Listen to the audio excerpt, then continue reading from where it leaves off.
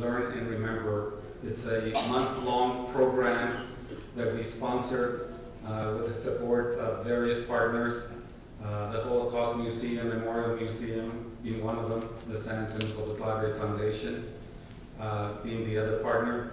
And we're in our 4th year that we are bringing this program to you, and we're very excited that tonight's keynote speaker, who will be formally introduced shortly, that we're presenting this to you this evening.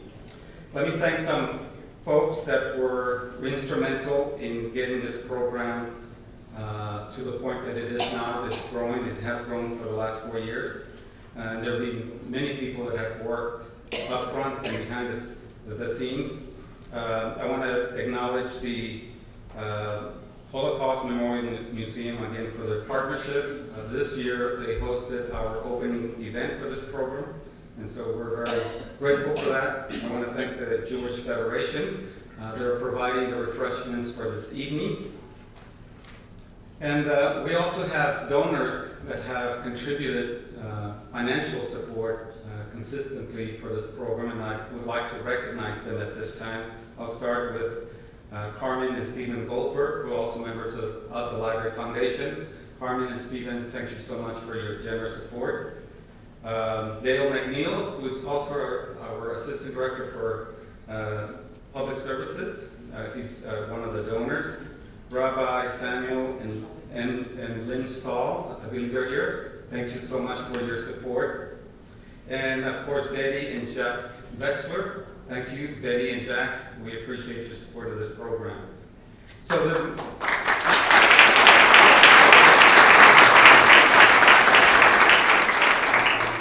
are a lot of folks that work behind the scenes, staff from the Holocaust Memorial Museum. Juana Rubalcaba, who's the Director of Education, and from our staff, leading the way, Candelaria Mendoza, who's our Library Services Administrator. But we have so many other folks that work behind the scenes to make this possible. I'd like to recognize a couple of folks that are here. Karen Matson, who is the President of the Friends of the San Antonio Public Library. Karen. Thank you, Karen, for being here. Ronit Sherwin, who's the Jewish Federation CEO. Mark Ingram, Museum Commission Chair. Mark Beckett. Then Judy Lackritz, Director of Museum. And Richard Planto, Jewish Federation Board President. Thank you all. So, just by way of background, very brief, because I know we all want to get the program started. My good friend and partner, Howie Nestle, and I met each other about 5 years ago, and we started talking about a program that, one that would help educate and enlighten the community about what happened at the Holocaust and the dangers of not being inclusive and not valuing differences and promoting tolerance. And so we used the National Day of Remembrance as a kicking point to start this program, a program that we would offer throughout the library system. We have a large footprint. We have 28 locations and 2 more that will be coming online later this year. So we felt that we could reach out into the community and offer programs that talk about the Holocaust and the tragedy there, and that we could learn from that, and that if we emphasize what happened there, that we could teach not only the young and the old, but the whole community about appreciating each other and loving each other, especially in these times that even today there's still a lot of hate that is being expressed out there. And so apparently we haven't learned that lesson. So our goal with this project is to continue to teach tolerance, acceptance, and to value differences. And I'm very proud of the fact that Howie and I have worked along with my staff, and of course the Holocaust Memorial Museum and others to bring about this program. And today's speaker, who Howie will introduce shortly, is someone that we're very fortunate to have this evening to hear his story, and that we can learn from that story. So at this time, I would like to invite to the podium my good friend, Howie Nestle. Howie?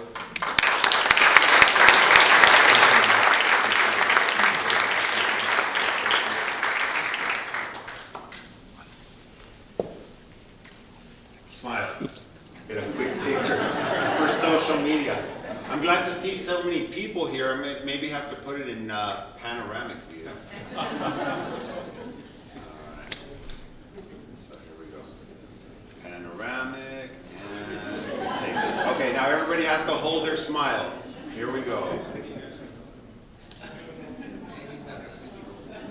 All right. So let's put this away for a minute. Here we go. Good evening, everyone. My name is Howie Nestle, and welcome to the 4th annual The Holocaust Learn and Remember program. There is nothing more powerful than an idea whose time has come. What started off as a casual breakfast conversation, as Ramiro mentioned, 5 years ago, has turned into a citywide event of speakers, videos, audio storytelling, posters, photography, art exhibits at San Antonio branch libraries, at Central Library right here, at the Jewish Community Center, and at our Holocaust Museum. Over the past 4 years, thousands of San Antonians have heard stories online, checked out related books, visited exhibits, and listened to fascinating speakers share knowledge and first-hand experiences about the Holocaust, including liberators, survivors, rescuers, Jewish and other targeted groups, and this year's theme, Children of War. Participating youngsters over the past 4 years, as well as their parents, have been encouraged to not only learn and remember, which is the name of our program, but have been encouraged to also think and act.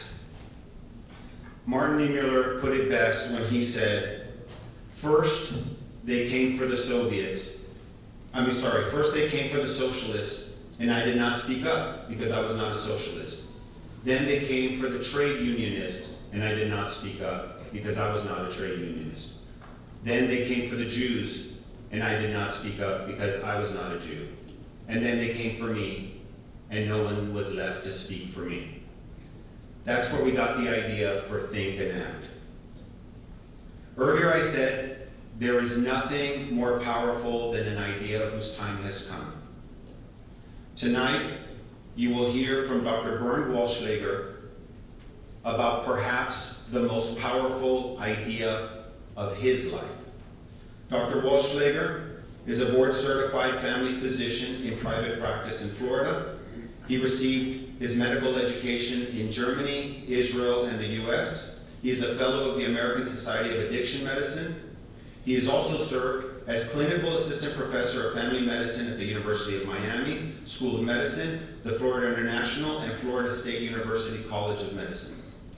Dr. Wollschlaeger sat on the board of the Florida Academy of Family Physicians and is the past president of the Dade County Medical Association and the Florida Society of Addiction Medicine. It's no surprise that in 2012, Dr. Wollschlaeger was honored by the Academy as Family Doctor of the Year. He's also the author of several books, some of you who have read some of his books here recently, including A German Life, Against All Odds, Change is Possible. Ladies and gentlemen, please help me in welcoming Dr. Bernd Wollschlaeger.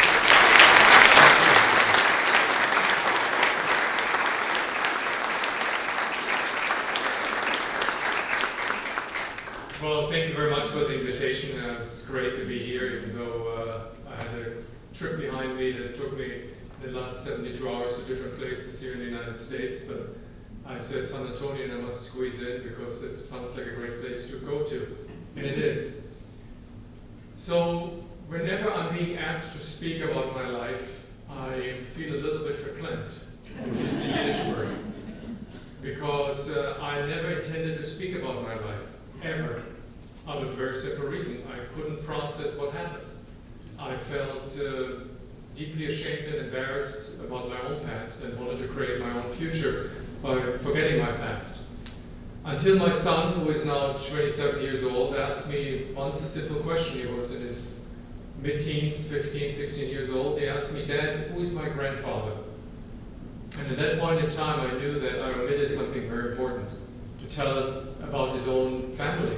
He knew one part of the family, but the other part of the family, my part of the family, was a dark and black hole.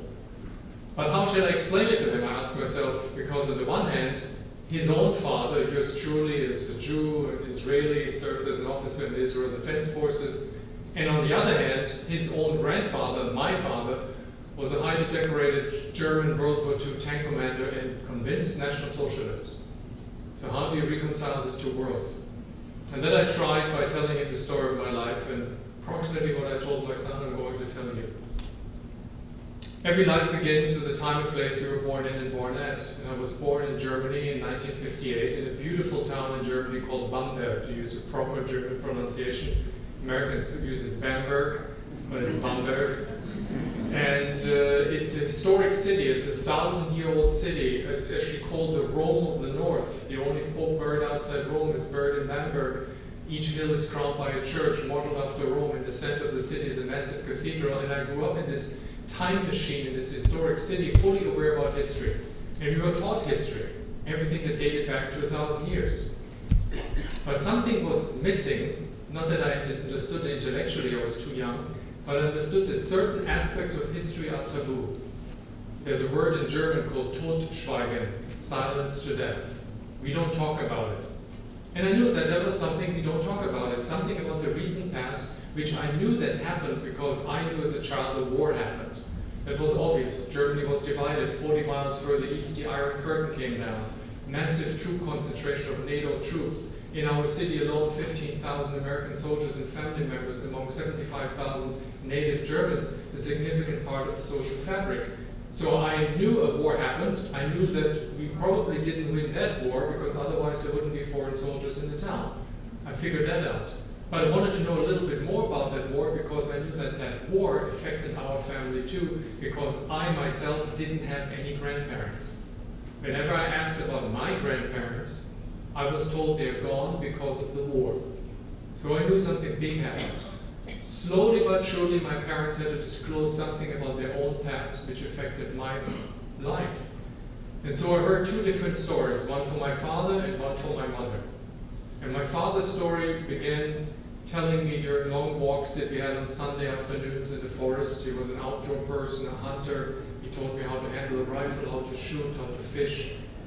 And we had a lot of time together, and he told me over and over, and they told me over and over the story of him serving as the youngest tank commander in the German army in an elite tank unit under the command of General Guderian.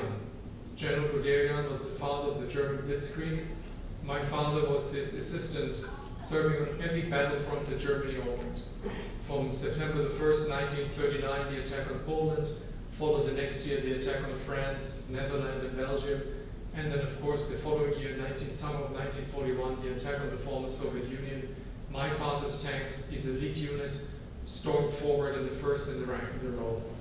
And for his accomplishments to conquer a strategically located town on the push towards Moscow called Orel, he was awarded the Knight's Cross, which was awarded to him by a man whom he still adorably referred to in my presence as his Führer, Adolf Hitler. And he showed me that Knight's Cross. And I was proud that my father was a hero. Obviously, he was a big man. He was the knight in shining armor. And this message that my father was a hero was reinforced by his old war buddies, the alten Kameraden, the old comrades, who came to our house at least once a year to celebrate the good old times. That was the way they referred to the war. And my father, Arthur, was their hero. So, summary, my father was a hero. On the other hand, my mother told me a completely different story about that war. The war is horror and catastrophe. She was an ethnic German, born and raised in Czechoslovakia, in Sudetenland, in Karlsbad, and she was born into a wealthy merchant family. My grandfather owned a flourishing the glove manufacturing merchant business in the outskirts of Karlsbad. They lived in a beautiful villa. The only thing left of that villa was a picture which was mounted on the wall of our apartment. And as a result of the war, all ethnic Germans were expelled. And many of them died, more than 1 million, and among them were my grandparents and my mother. So the war was horror in my mother's eyes, the war was glory in my father's eyes. But there was something else about the war that my parents didn't tell me about. And it actually had to do something with the house that we were living in. A massive 2-story building in downtown Bamberg, it still exists. We were living in the first floor and rented an apartment from the landlady upstairs who lived in a massive, huge second-floor apartment. And my mother referred to the landlady as the Countess, and I should not talk to her unless spoken to. And right next to the wooden stairway leading upstairs to the Countess's apartment was on the wall mounted a portrait of a man depicting an officer in uniform, officer's jacket, officer's insignia on the shoulders, the Knight's Cross around his neck, the officer's cap on his head. And when I asked my parents, asked my father who this man was, my father referred to him as the traitor, in German, der Verräter. And I asked myself, how can it be that a man who looked like my father, at least on pictures, is a bad person? That's what a traitor is. And my father's pictures in uniform I saw at home is a good person. There's a dissonance. I don't understand it. Until I learned from the lady upstairs that this was a portrait from her late husband, Count Klaus von Stauffenberg, the German colonel who was leading the assassination attempt on Adolf Hitler on the 20th of July 1944. And Nina von Stauffenberg was the owner of the house, and she lived upstairs. And she had grandchildren, and so I played with the grandchildren. By playing with the grandchildren, I entered her apartment, and I learned from her about this man, who obviously was not a bad man like my father described, but was a different man who fought a tyrant, fought a dictatorship. So something happened during this time that my father served in the military that he didn't want to tell me. And so slowly but surely, I was about 12, 13 years old, we started to talk in school in history lessons about that time. And what we learned was approximately the following story. The National Socialists came to power in 1933, taking over a nascent German democracy called the Weimar Republic, establishing a brutal dictatorship. Concentration camps sprouted up like mushrooms throughout Germany. Hundreds of thousands of people disappeared in those concentration camps. The Nazis triggered the Second World War. 50, 60, 70 million people died. Among them, 6 million Jews as collateral damage of war. And then the 8th of May 1945, the Liberation Day, huff and puff, the Nazis disappeared. And we began a new life. That was kind of the notion that we learned. Nothing about the Holocaust. Until an event happened in Germany that changed everything. The summer of 1972, the Olympics in Germany. I was 14 years old. And to this event, we were literally primed to recognize this event, and we were prepared to recognize this event as an event that should separate the Germany of the past, where Adolf Hitler hosted the Olympics in Berlin 1936, separating it to the Olympics of 1972 in Munich, which represented the democratic Germany, a Germany part of the Western Alliance, of the economic and military alliance, and a Germany led at that time by a chancellor or prime minister called Willy Brandt, who himself was a very abrupt break to any post-war German leader that we had so far, because he was not tainted by the past. He was never a member of the National Socialist Party. He was himself a victim of the Nazis. He was a socialist or a social democrat who had to flee Germany in 1933, escaping certain imprisonment, fleeing to Norway, from Norway then to Sweden, and returned to Germany in 1945 to rebuild the Social Democratic Party. And he rose to power in 1969, and one of his first foreign trips that he took was to Poland, communist Poland. And in front of the Warsaw Ghetto Memorial, he sank on his knees, bowed his head, and asked for forgiveness for what Germany did. And that picture went around the world. It was on the front page of our newspaper, and I remember my father's reaction. He slammed the newspaper on the breakfast table, yelling and screaming, "Schau mal her, wieder ein Verräter." Look, again a traitor. Because there was nothing to forgive for in my father's eyes. And the same chancellor with this now tremendous moral standing in the Western world opened the Olympics to a great fanfare. And on a brilliant, bright, beautiful August day, the chancellor opened the Olympics, and we watched it at home on our TV, the first TV that we had, black and white. My parents invited friends over. There was fine food, wine, beer. It was a joyous atmosphere. And we watched all the teams parading through the stadium carrying their respective flags. And suddenly one team entered the stadium that changed the entire story, carrying a flag with a star inside. At that moment, my parents stopped talking. There was the moment as a ghost appeared on the screen. The do not ask a question moment. And I asked myself, that's funny, that's another team. Could have been Switzerland, United States, France, I didn't know the difference. Why my parents react like that? I was 14 years old. And then 10 days later, the catastrophe happened. The same team that so proudly paraded to the stadium was brutally attacked by a group of Palestinian terrorists. 2 Israelis were murdered, 1 escaped, they remained taken hostage. And the German government, deeply embarrassed that Jews were killed on German soil and kept hostage on German soil, dispatched highest ranking government members to the Olympic Village to negotiate face-to-face with the terrorists, among them the Minister of Interior, Genscher. And he offered himself as a hostage in return for the Israelis. The terrorist leader denied the exchange demands and demanded himself to be flown out to a military airport outside Munich, and then the German military Boeing 707 should fly them and the hostages to an Arab country of their choice, and Israel should release Arab hostages or Arab prisoners from Israeli prisons and exchange them with the Israeli hostages. The German government agreed. The same night, 2 helicopters took off from the Olympic Village. Each of them were hostages and terrorists.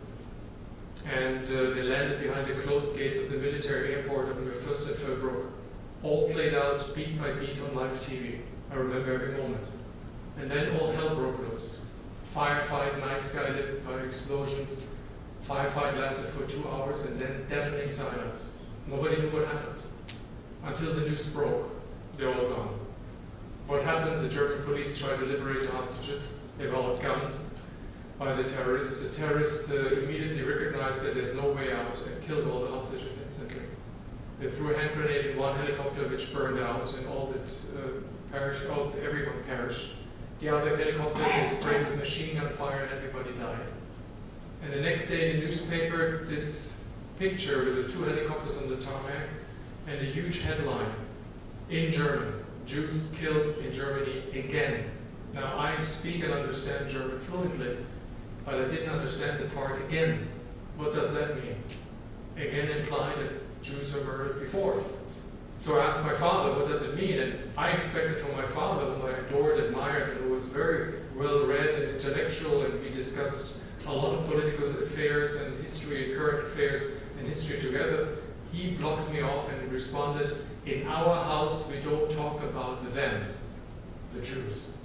Not again with them. Look what they do to us again. The victims as the perpetrators and the perpetrators as the victims. I was stunned why my father wouldn't talk. And in school, in contrast to my father's silence, in school we started to talk. And we started to talk about an aspect of German history that I never heard about. The murder of 6 million in the name of Germany, not as collateral damage of war, but as a deliberate, planned action and decision by a democratically elected German government. Auschwitz, Majdanek, Birkenau, Eichmann, the final solution. I was stunned, I was shocked, I never heard about it.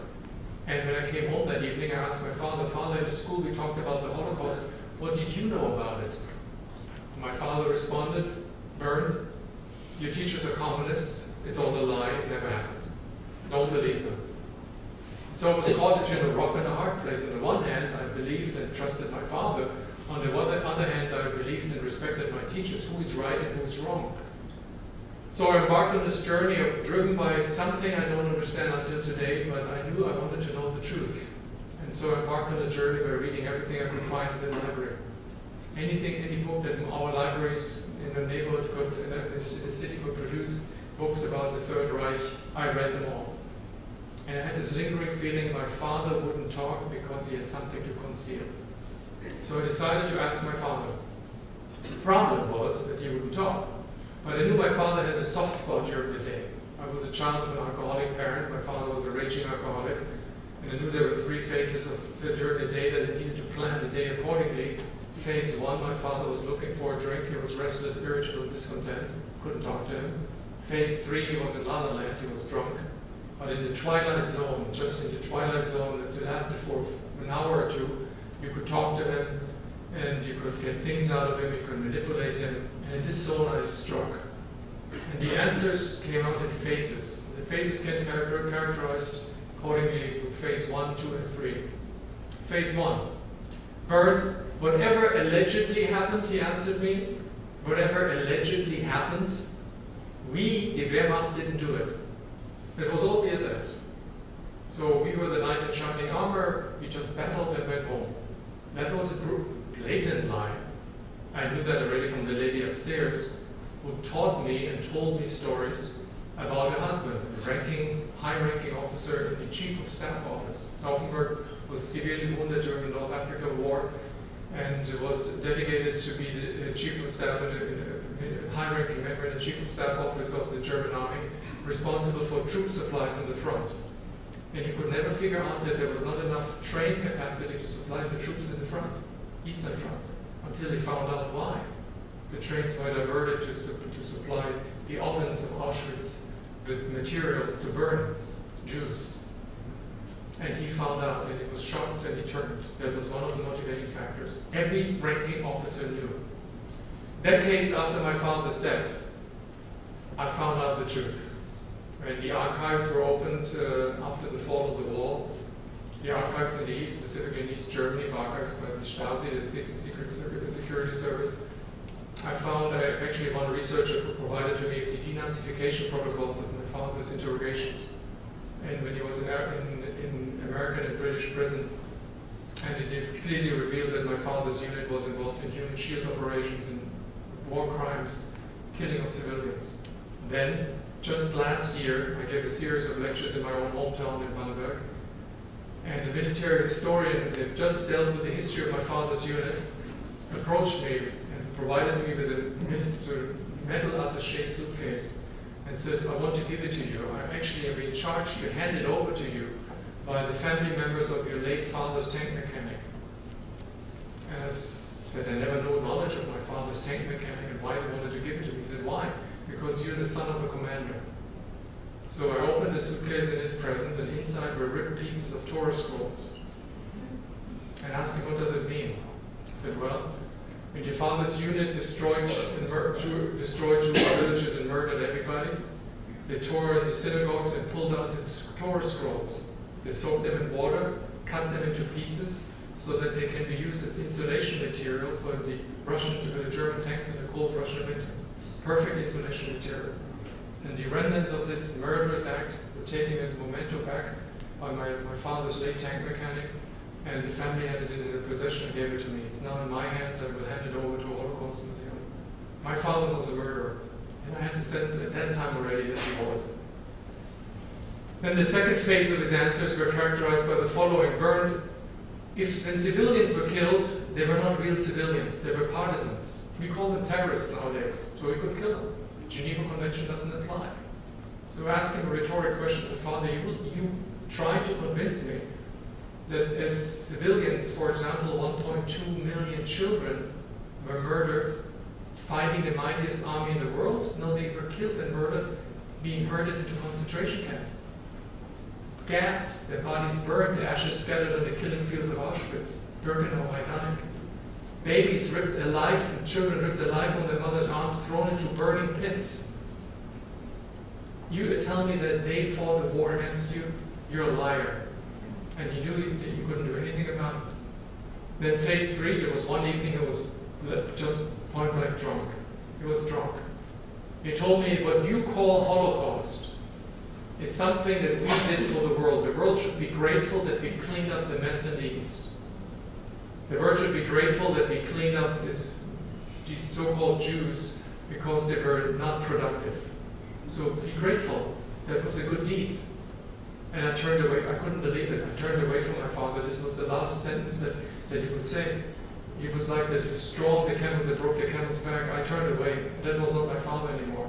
He was just a simple, plain simple murderer and criminal.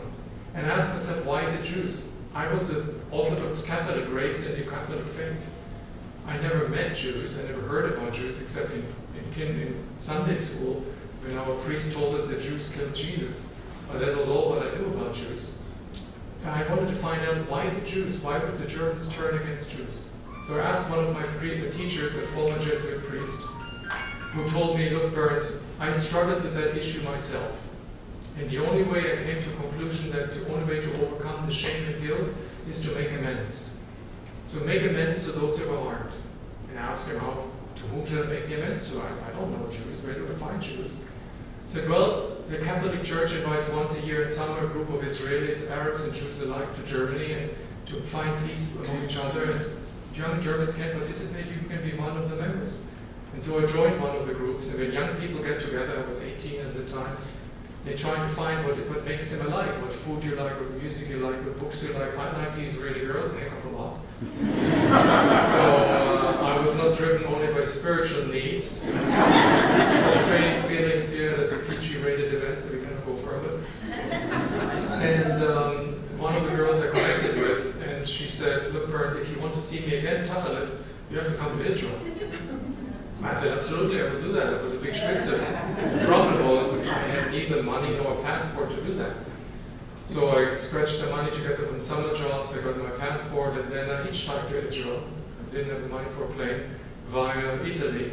From there, I caught a ferry from Ancona and shipped through the Mediterranean, let her know on our stop in Piraeus in Greece that I would arrive in that in the day and that in the time. And she picked me up at the harbor, overjoyed seeing me, and I was overjoyed seeing her, but I also felt so, deep in me, I had this feeling, if somebody would recognize me with my last name, maybe someday recognizing my last name and associated it with my father, I didn't know what to expect. And so she took me to her parents' apartment, which was in a working class neighborhood at that time called Neve Sha'anan. Her parents invited us in, me in, and they were already set up a room. I didn't know where to stay. They set up a room for me. We all moved together in one room. They set up a table, fine food, done everything they could afford. Their father and their mother spoke Yiddish and were chit-chatting with me, and I had a hard time following them because Yiddish is not German. And their father noticed that. He looked at me and then said suddenly in clear but halting German, if you want to speak German, I can speak German too. I prefer not to, but I can. And I asked him, how did you learn German? He didn't say a word, he just rolled up the sleeve of his forearm, pointed to the number tattoo and said, Ich war in den Lagern. I was in the camps.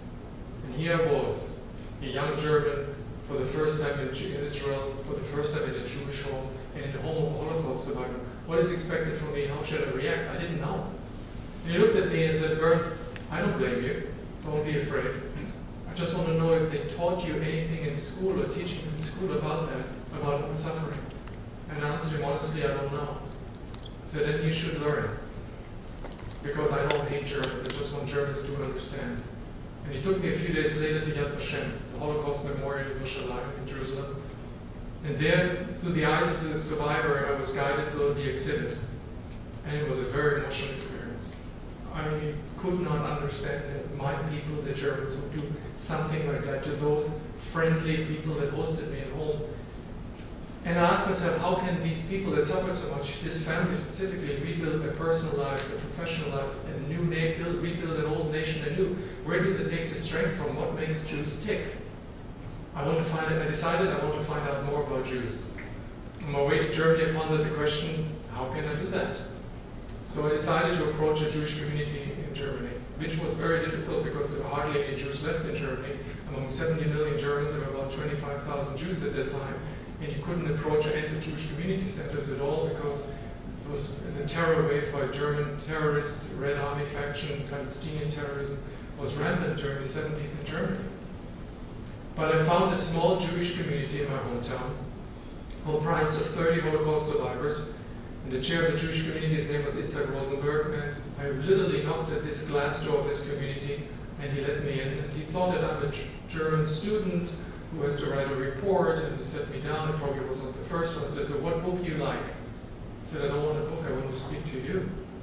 I said, why do you want to speak to me? And I couldn't take my face off his arm when he was talking to me because he had his, he was very skinny, had pale skin, a white short-sleeved shirt, and he had this dark number tattooed on the forearm, and I knew what that meant. He said, this year, just to get it over with, this is Auschwitz. I was in Auschwitz. So what do you want me to do with you? I said, can I help you in any way? Can I help you understand and learn? I said, look, young man, if you want me to teach you about Judaism and I'm not a rabbi, you have to make a geschäft, a business. You will be our Shabbos goy, and in return I will teach you. Now, I didn't know what a Shabbos goy was. It sounded good. And I said, what does it mean? I said, well, we have a bunch of Altekakers in the community, that's his words, old need help. So you will set up the table, I show you what to do, light the candles, turn on the oven, prepare the food during Shabbat, because it's what we as Orthodox Jews cannot do, and the rest will be okay. And that's what I did. I came every Friday, every Saturday, week by week, month by month, holiday by holiday. I became a fixture in this community. They only called me the Goy. That was my name. And there was a shtibbel, a little prayer room that was maybe it's one eighth of the size of this room. And when 10 men were in there, and maybe a few more, I stood out like a sore thumb, like a stranger, but they accepted me slowly but surely. And the closer I came to this community of choice, the more I absorbed the liturgy, the language, the culture, the more I distanced myself from my family of origin. And it came to a breakup. There were many parts of the breakup, but one day it was specifically bad, when Christmas fell on a Friday night. And I knew where I had to be on a Friday night. And for my mother, an Orthodox Catholic, Christmas was a big deal. I can play this Christmas ceremony in my head, like a movie, going to Mass with her, having festive Christmas dinner with symbolic food, lentil soup and carb.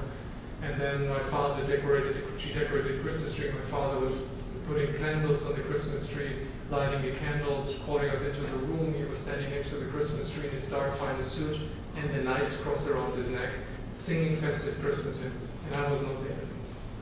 Well, the next day when I came back home, all hell broke loose. And my father yelled and my mother cried, and he wanted to know what happened. I said, look, let's stop this Greek tragedy. I'm not willing to sit with you at the same table anymore, with your blood-stained hands and this metal, this disgusting metal that you carry around your neck. I don't want to sit at a table with a murderer celebrating the birth of Christ. And he looked at me, kein Problem, no problem. Raus, get out. Now there was a problem. In Kesef, kein Geld. And I was the second to last year of medical school. I had a scholarship, but I needed some pocket money, and I didn't have it. And I got apprehensive about my future. And Itzhak must have noticed that and had told others, because I never took any money from members of the community. Because suddenly one Shabbat, one of the members of the community who had never talked to me, his name was Aaron, approached me. He looked at me, and it was this small man. He looked at me and said, "Du bist der Goy." I said, "Yes, I am." "Dein Name is Bernd, your name is Bernd." I said, "Yes." "Hör mal zu, listen. Deine Jacke und deine Schuhe sind schmutzig. Your jacket and your shoes are dirty." He gave me 100 marks and kauf dir neue Sachen, buy new stuff. No, I mean, they were not dirty. I was insulted, but he gave me money and I didn't understand why. And as a good German, I went to Itzhak. I said, "Itzhak, Aaron gave me 100 marks. What's wrong with him?" And Itzhak looked at me, "So did you at least ask him for 200? No. And Itzhak had a very wicked humor. And I asked him, Itzhak, what's going on? I said, "Come on, it's a joke, sit down." You have to understand, Aaron doesn't talk even to us about what happened to him. We are all Holocaust survivors. We suspect he went through the worst. He doesn't talk to us, and the only way of expression, of emotional expression, is to give money. He has no family, no children, he only has money. That's what he shares. And I became a friend. Aaron and I became close friends. He treated me like a son. And he told me a story, and the story was that of a horrific that I still even today have a hard time telling. He was part of a Sonderkommando. He was in a special unit that emptied the ovens, emptied the gas chambers when Jews were gassed, then putting the bodies in the oven and took care of the remnants. And he was damaged good forever. He didn't want to talk about it except me. When he died, I was asked to say Kaddish at his graveside because he had no family. I replied, "I can't do that, I'm not a Jew." Itzhak said, "Look, you're one of us." And so I became part of the Kaddish of the burial society. We prepared his body for burial. We had no rabbi, no chazan, we had to do it ourselves. And we buried him, and I said Kaddish at his graveside, and I knew I crossed the line. I cannot go back. And I told Itzhak, I want to become a Jew. I have no home. This is my home.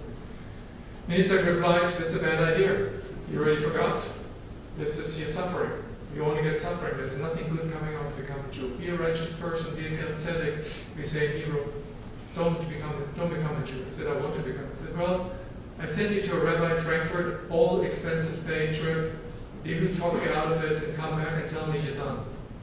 Well, I did that, and the rabbi met me, he tried to talk me out of it. He told me, you will never convert the German to Judaism, but if I want to be a student, I can become a student. So I became a student, and I learned over the course of 2 years, Chumash, the Torah, the Devim, Ketuvim.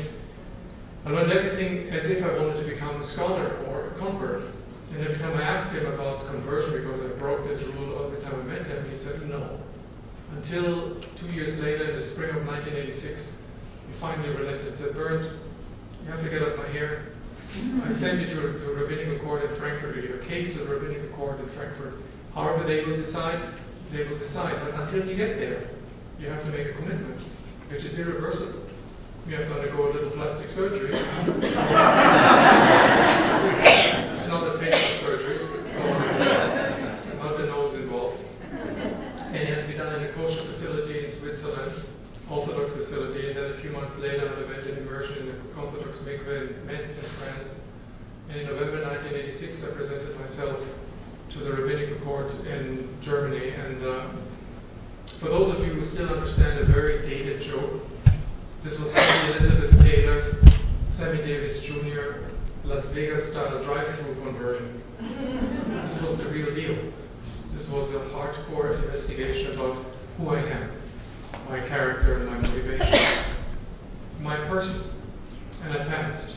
And I remember the rabbis, when they returned from the session in June, asked me to stand up, read the conversion certificate in Pure in Hebrew and then in German, and asked me, what do you want to do? Dov Ben Abraham, that was my name, my Hebrew name. What do you want to do? And I replied very simple, in one sentence, I will go to Israel. And that's what I did. I applied to the Jewish agency in the Israeli embassy. Within 30 days I was recognized according to the law of return. And the following month, I took a one-way ticket from Frankfurt to Tel Aviv and was gone. I had a rucksack, and my certificate of conversion, my certificate of graduation from medical school, and that's it. And I arrived in Israel, was assigned to kibbutz, worked during the day, learned Hebrew in the evening in the school. Half a year later, 6 months later, I was assigned to a hospital in downtown Tel Aviv to get my German license up to Israeli par. Year afterwards, because I immediately accepted Israeli citizenship, I was eligible for the draft. I was drafted into the military, underwent basic training, officers course because I was a professional, and then assigned to a combat unit in the territories, the occupied territories, nearby Ramallah. And there it hit me. Here I was standing next to my commanding officer. I was the second in command as the physician of the unit, or faculty, the lieutenant, and I asked myself, if the soldiers find out that I'm a Nazi, my father was a Nazi, and I'm his son, that I'm practically a Jew in drag, they find out that I'm my father's son, they will kick me out of this club. I cannot talk about it, ever, never. So I threw my pass in this virtual closet and slammed the door shut, turned the key in the lock and tried to throw the key away. That was a bad idea. Because years and years later, my own son, Tal, asked me the simple question in Hebrew, Abba, mir Saba Sheli.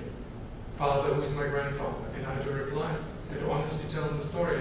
His reaction, all my children are born and raised Jewish, his reaction was, that's a cool story, Dad. I thought that I got it over with, check mark done.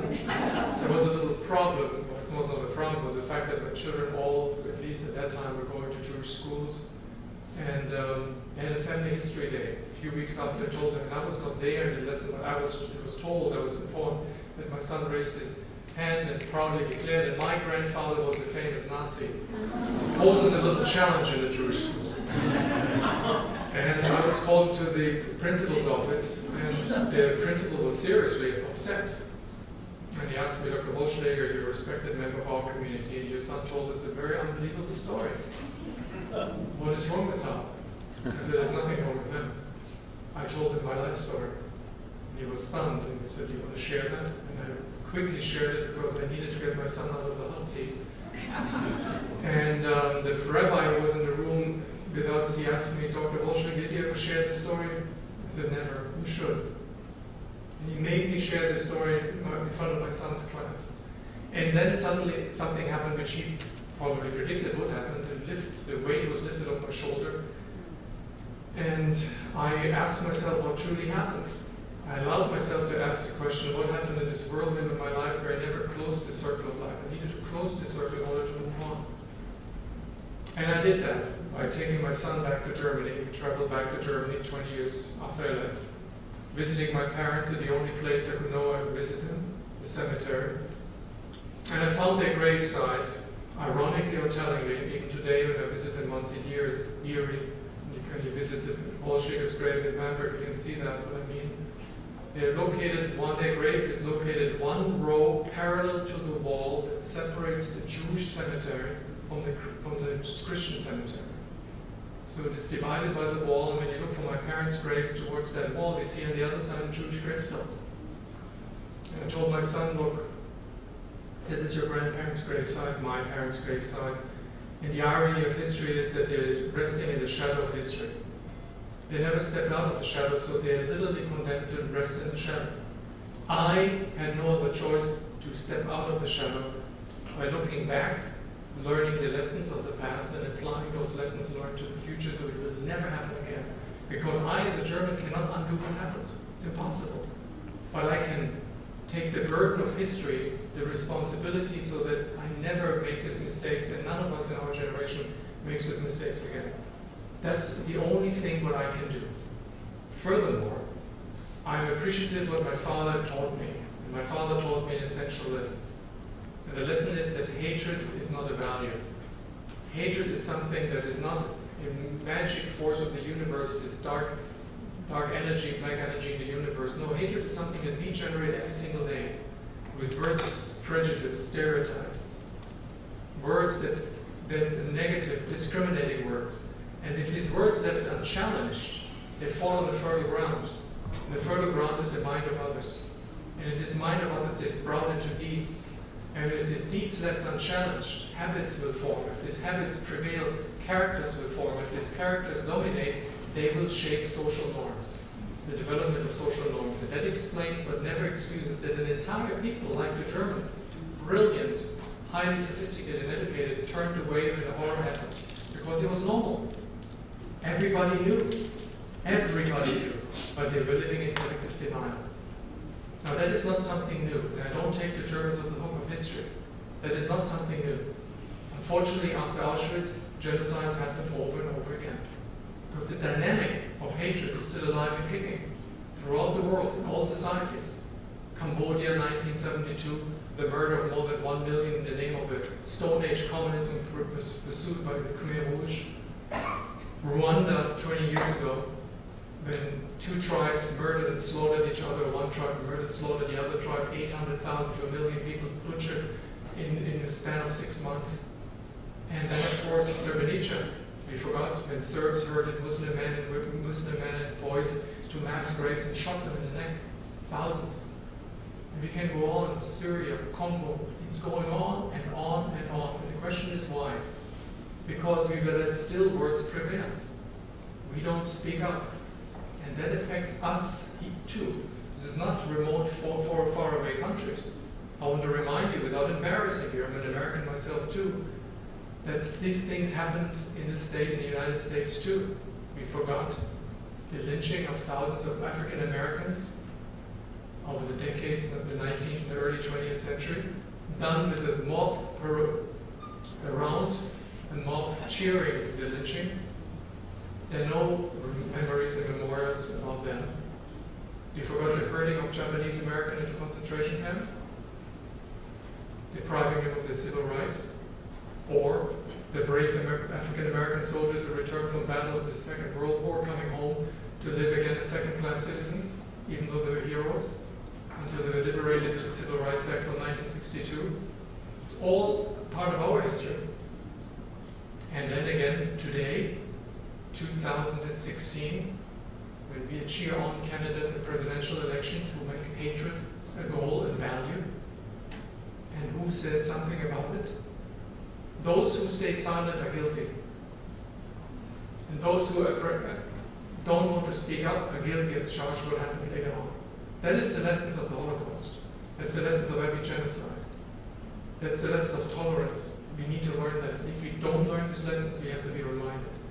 And that's my task And this is my effort that I extend, and I'm appreciative that you listen to me. And I'm fully aware that, and I hope that against all odds, change is possible everywhere and anytime. Thank you very much.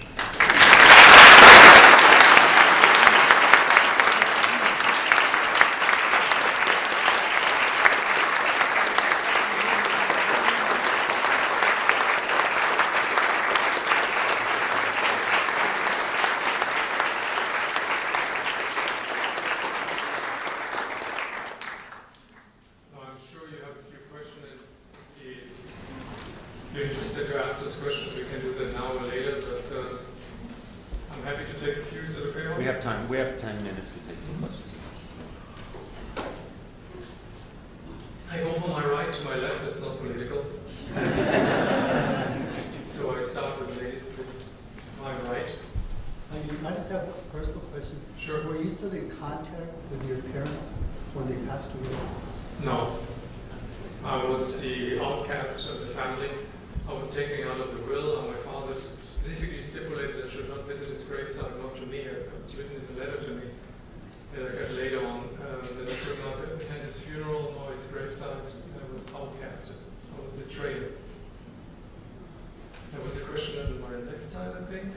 Not, I will go back to my right side. Does your family, what about the remainder of the family on your father's side? Were you outcast from them as well? Or My father only had an uncle and a brother and a sister. My uncle and aunt actually met them later on. My father always concealed that he had them. I didn't have much of a close relationship with them at all. I knew them. And I have two sisters. I had two sisters. One sister died 10 years ago. My youngest sister still lives in Germany in the same town, and we developed a good relationship, and I'm trying to explain it to her, and we redeveloped a brother and sister relationship, which you can say is fairly normal. and your mother's side? No, nobody survived. Yes, sir. Well, you got up to the point in the story where you became Israeli. How did you happen to become American? Well, as a good Israeli, you're always in search of the promised land. And I came to this country because my wife is an Israeli American and she wanted to go back home. And home was Miami, and I came to Miami with her and became then, because she's an American citizen, became also an American citizen. There was a question in the back. Yes, sir? I've been reading about this type of thing on and off ever since we had Holocaust studies in Hebrew school when I was a kid. And my father worked with a Holocaust survivor, a guy who escaped out of a concentration camp, finally made it to the United States, made it big in the chemical industry. I have offered, he wrote an article along with his secretary about this guy, and I've offered it to a couple of Holocaust, like museums and stuff, like the one in town, another one back in my hometown. Nobody wants it. And I, for the life of me, can't figure out why they wouldn't want another story like that. I'm not trying to accuse anybody of anything, but do you have any idea why? Why they wouldn't want an article about, here's a guy who, escaped. Who is they? Huh? Who is they? Who doesn't want it? The Holocaust Museum here at the Jewish Community Center, and another Jewish Community Center in Marblehead, Massachusetts. I say, Okay. I'll send you the PDF. I'm not charging them. Well, not even an answer. Or maybe my superiors. Gratefully and sadly, there are many stories of Holocaust survivors, and the plethora of stories can sometimes be overwhelming. What I would advise you to do is submit it to the different resources that provide, organizations that can provide resources, including the U.S. Holocaust Museum, which actually just is going to open a facility outside Washington for invited researchers and interested parties, where there's the vast majority of material is stored that they cannot display in Washington, and in multiple other Holocaust museums throughout the country. So be persistent, and somebody will probably be interested. There was a question in the back. Not central to your story, but I wondered when you left, you kind of went and went to Israel. Did you continue to talk to your mother, because she, in a way, was a bit of a victim in this relationship as well? I had brief contact with my mother. Unfortunately, that was the interference of that contact was her senile dementia and Alzheimer's disease that she eventually succumbed to. So I don't know how much of this communication stuck to her. I met her one more time, and she locked me out of the house. She thought that I'm a stranger. She was unfortunately afflicted by Alzheimer's disease, so there was no direct mind-to-mind contact anymore, sadly. There was a question here. Yes, sir. Yes, so you were talking about growing up in Germany that you were not taught about the Holocaust in school. Do you know if the curriculum has changed in Germany in public schools, and if they are now teaching about the Holocaust? Dramatically. Germany went through phases of dealing with the past, which is phases of grief and denial. From 1945 to 1955, in Germany, everybody wanted to look forward to rebuild. Nobody touched the past. Period and over. Then in 1955, Germany regained sovereignty, and the first president of Germany, Theodor Heuss, made it a point to recognize the members, the surviving members, and the family members of the men and women of the 20th of July 1944, and made them heroes, which is supposed to be. And then people started, the political leadership, and that tuned to bring out the past. And the first Holocaust trials took place with the Auschwitz trials in 1962. And followed by that, the student rebellion in the mid-60s that demanded from the parents to let us know what happened. And followed that with Willy Brandt's reign in power and his rule. And he made it a point to teach every student in school from this late 60s, early 70s, systematically to introduce a Holocaust curriculum, and that was done. So nowadays, Holocaust and genocide prevention teaching is part and parcel of every school education of every student at any level in Germany. So you cannot escape in Germany any reminder of the Holocaust. When you go in a city, in a remote town, you find Stolpersteine, these are stepping stones, where they're placed in front of buildings or houses of people that suffered from the Holocaust, Jews and non-Jews alike, reminders of what happened. The Holocaust Museum in Berlin, the flourishing Jewish community in Germany, which is thriving, the Jewish schools, the university, the rabbinical schools. Germany deals with the Holocaust head-on, because this is part of the history that we needed to embrace. And moving forward with this healthy understanding into the future, never to forget. That was a question, wasn't it? I was wondering if you have ever spoken to other children of oppressive regimes, maybe not related to the Holocaust. Well, I was invited to present my story in South Africa. And it was 2 years ago, I toured South Africa together with my son and spoke in Jewish and non-Jewish communities in Johannesburg, Cape Town, Durban, Pretoria. And I met children of perpetrators, white South African whose fathers were involved in the torture of South Africans, black South Africans. I had a guilt feeling to understand now their role in this new society, which was a society built on tolerance and understanding. And I found a lot in common. This dynamic of shame, this dynamic of guilt, that is similar to the dynamic I found. And of course, children of survivors had a similar dynamic. When I meet with children of survivors of the Holocaust, I often find myself closer to them because they deal with the same dynamic that the parents wouldn't talk often. And we bonded through that common joint experience. Yes, ma'am? Have you been able to forgive your father? Have I been able to forgive my father? I forgave my father for what he did to me, but I cannot forgive him what he did to others. That's impossible. It's not up to me. And in order to have a healthy identity and move forward in my life and to be a healthy father myself, I had to forgive him. Yes, sir. What's your perspective on the growth of neo-Nazism, nativism in Europe, in particular, I guess, Germany? What is my position, impression of this growth of anti-tolerant movements, including neo-Nazis? Unfortunately, this is a universal phenomenon. It is, by the way, the origins of the neo-Nazi movements and propaganda that's here in the United States of America. We have the most proliferate hotbed of propaganda that is built on the internet coming from the United States, Florida, and the Midwest specifically.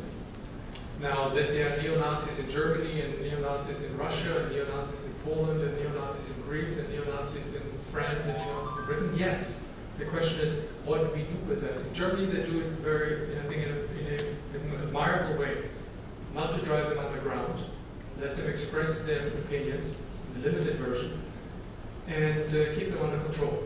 That's the best thing you can do. Because if you drive them underground by prohibiting them from speaking up, you're creating an underground movement. And that is the German position. I'm concerned about growing waves of intolerance throughout the world, and specifically in our country.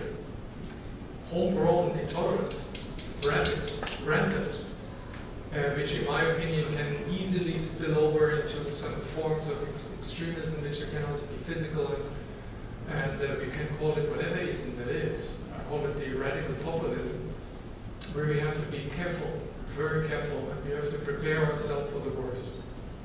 And the best thing to prevent it is to speak up and speak out and say, this is not our America. They speak the loudest, but this is not us. Yes, ma'am. With the flood of immigrants coming into Europe and this reaction, do you think there is danger of right-wing organizations and governments prevailing across Europe? It is always a challenge for any society to deal with a stranger, because it speaks like us, looks like us, behaves like us. That is written already in the Torah, in the Bible. Germany took an heroic position, and I fully understand it. I think it will pay off for them in the long term, to take in 1 million Syrian refugees who are running away from terrorism, from murder, from rape, and providing them a home in Germany. They will be hosted, actually, the reason why 1 million Syrians run away is because we, the United States, have trashed the Middle East and created a huge refugee crisis and don't take the responsibility to take them in. We should be ashamed. Whereas Germany takes the position that we integrate them in long-term, creating a younger society, a multicultural society, and this society will be far more productive than the society that we had before. That was a political decision. Now, will people be afraid and be xenophobic? Absolutely. But it's a question how you respond to it. I'm more concerned about the response in this country, where the pitiful 10,000 Syrians we're taking in, pitiful, whereas we trash the Middle East and are responsible for this problem. We should be ashamed that we don't have the political courage, the civic courage to take in more, much more, many more. That they are not a danger. This is hogwash to listen to the, I can't use the name, but to listen to this person in charge and spitting out xenophobic hatreds, claiming that they're all terrorists. They're running away from terrorism. Syrians are the most secular people, secular Sunnis, even though they're supposedly our enemies. But every Syrian that I've met, they're mostly secular Sunnis. Should I take another question? As someone who's lived in Israel and now America, and thinking about anti-Semitism, I'm getting the sense that especially in American universities and European, that the new form of anti-Semitism that's rising up is in the form of anti-Zionism.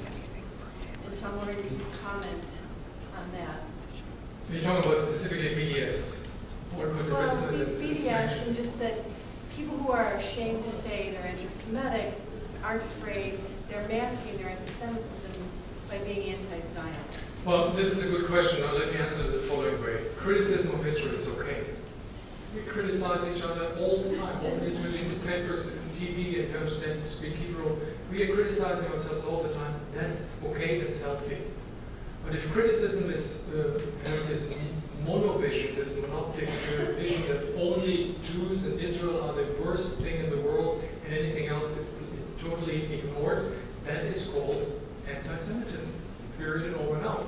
I had discussions with BDS and movement members where I asked them, where I told them, boycott, divestment, and sanctions, where I told them, by the way, you must be very busy these days. They said, yeah, with Israel. I said, no, yes, we have so many issues on the table. Mass murder in Sudan, rape in Congo, mass murder in Congo, mass murder of Sunnis by Shia, of Sunnis of Shia. We must be extremely busy to help those people. Silence. Silence. It's only Israel. It's only the Jews. That is called plain simple anti-Semitism, period, over and out.